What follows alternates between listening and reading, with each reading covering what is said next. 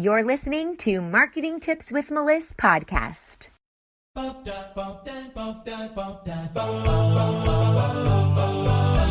Welcome to Marketing Tips with Meliss podcast. And now your host, Meliss-Ep. Hey, everybody. Today's topic is about being an expert. And this is important because if you are trying to sell something, a service, a product, or you're building a personal brand, you really need that expert status so that people will come to you and say, this person knows what they are talking about. Nobody wants to do business with someone who kind of knows what they're talking about or someone who doesn't know what they're talking about. So we need to be able to position you as an expert. I've written a whole book on this. It's called #expert, The Business Owner's Guide to Building Authority on Social Media. And you can get that book at hashtag spelled out HASHTAG expertbook.com. And in that book, I talk about all of the different things that you need to become an expert in order to build your business and position yourself that way as an authority. But in today's podcast, I want to just talk about the word expert and what that actually means, because that is really the first step in becoming an expert. So we value people who have expertise. Think of doctors, lawyers, teachers. These people have a skill set that we may need sometime in our life. We went to school, we learned from our teachers.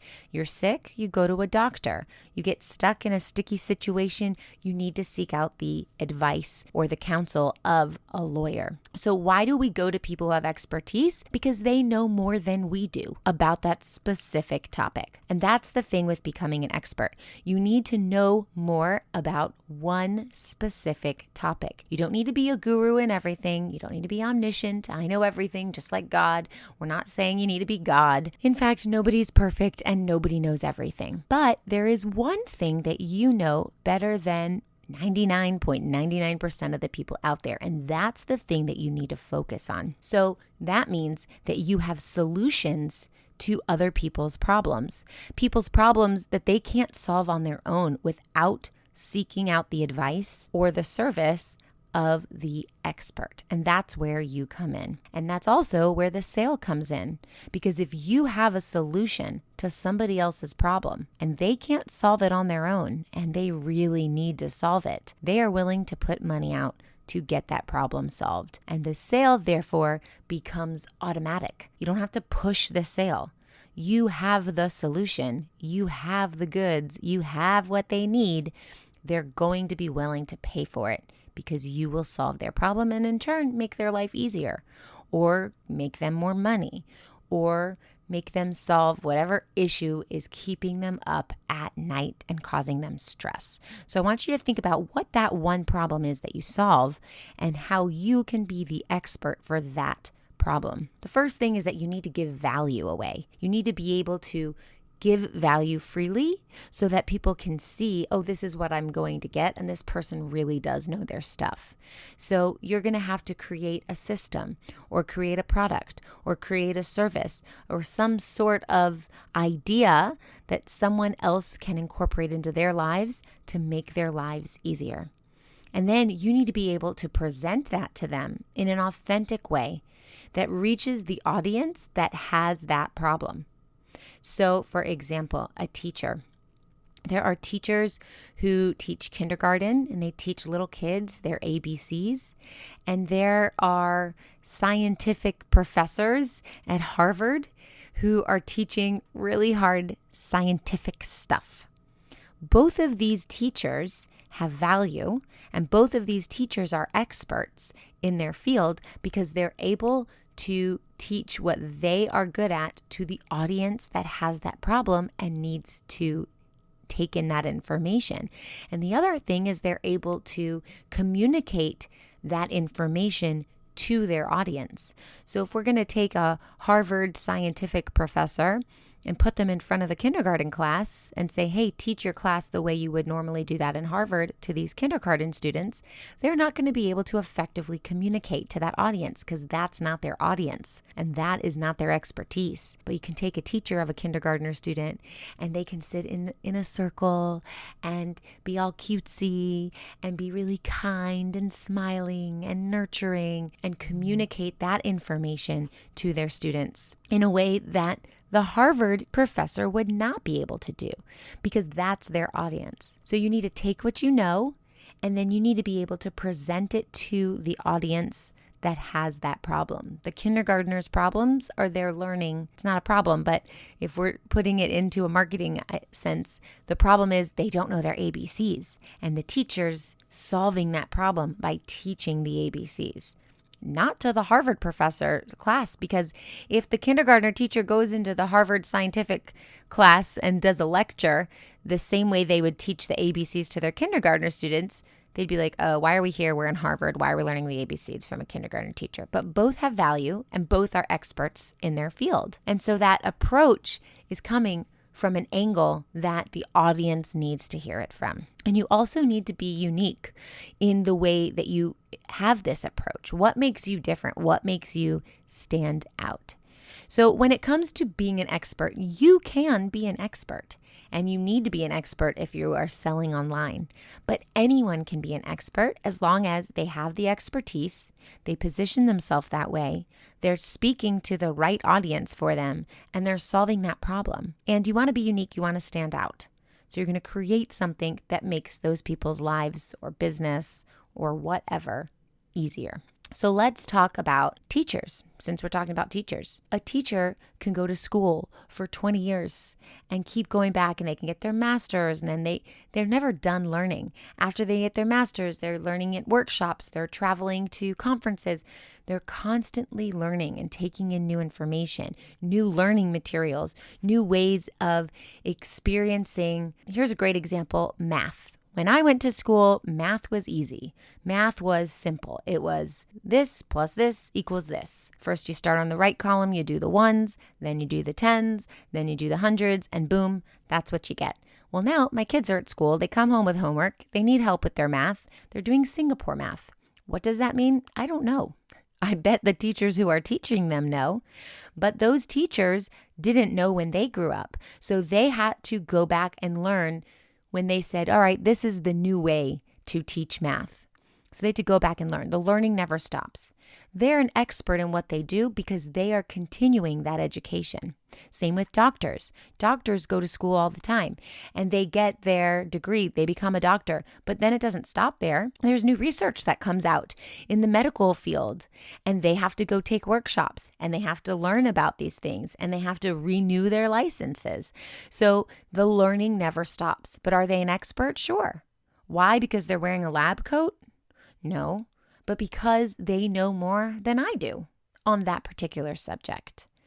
And when we go to our schools, we bring our children to these schools and we say to these teachers, here, teach my child everything that they need to know. We are putting a lot of pressure on those teachers. We are relying on those teachers to do a lot of great work with our children.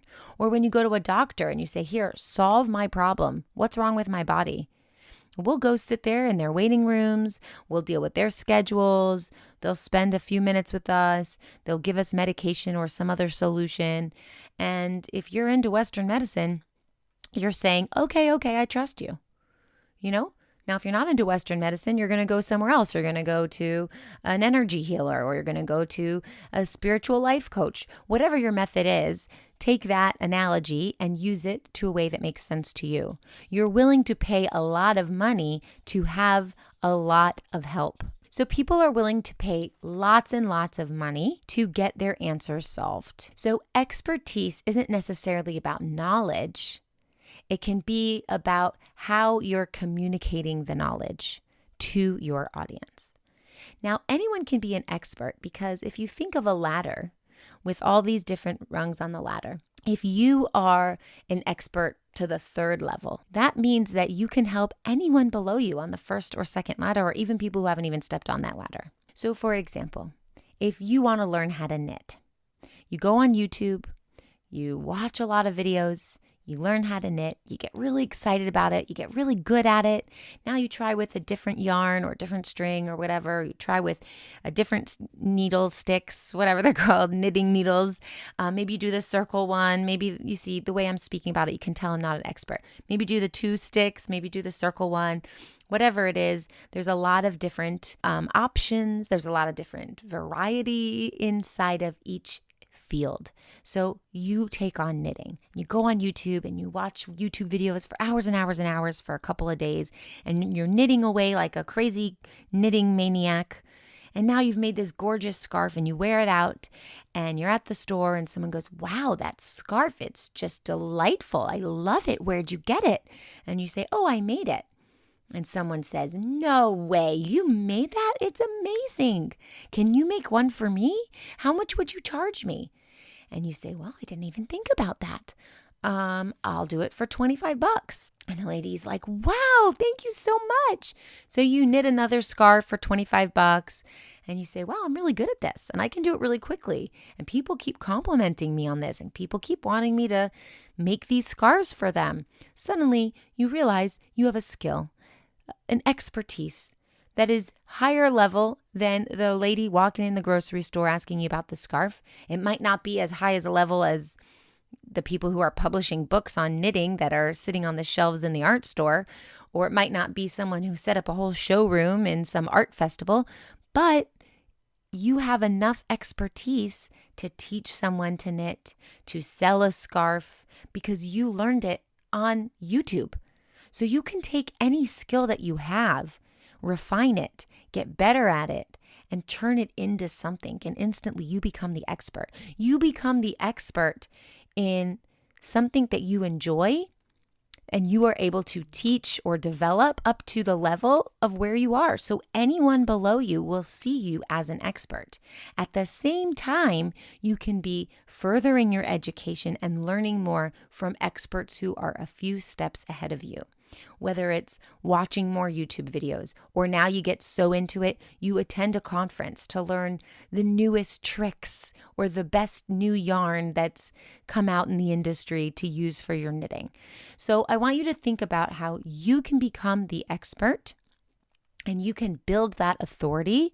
You can teach people how to do what you do up to the level that you have it, as long as you're communicating to the right audience. And then your reputation will grow and grow and grow as an expert, especially if you are marketing it online. Now, you can market yourself online in many ways, but video is the best. Video is king. Cisco said that by 2021, 80% of all content will be video content. So create videos, explain, "Oh, I use this yarn because it feels good," or "the color is nice," or "this company's yarn is better than this one," or "if you need a cheaper yarn, use this one," or "I like these sticks because they work better," or "let me show you this simple stitch to knit." There's so much content that you can create that then positions you as an expert. So if you are trying to figure out why you can call yourself an expert or how you can position yourself as an expert, listen to this podcast again if you need to. Read my book, #expert, if you need to. But don't get stuck in that mindset of, "Oh, I'm not an expert. I can't do this. I'm not as good as that person. I'm not as great as that guru over there." I want you to think of yourself as an expert, position yourself as an expert, and know that you are an expert to someone who is not as far along as you are. Okay, I hope this helps, and I'll see you next time. If you loved this episode, head over to iTunes to subscribe and leave us a review so we can reach more people and share our content with those that can benefit most. Thanks for listening to the Marketing Tips with Meliss podcast at www.marketingtipswithmeliss.com. Oh, wait, before you go, if you think you'd like to work with the Meliss marketing team one-on-one, I invite you to apply for your first class strategy call. This process is just as much an interview for us, seeing if you're a great fit for our agency, as it is for you, seeing if we are your great fit. Unlike other agencies, we only take on clients we know we can help. So if you think you're ready to get support with your content creation, lead magnets, sales funnels, and/or Facebook ads, let our agency help you take your business to the next level. Each month, we open up just a few spaces on our client roster for your opportunity to be able to work with our amazing team. Apply now at go.melissmarketing.com/apply, and we look forward to speaking with you soon.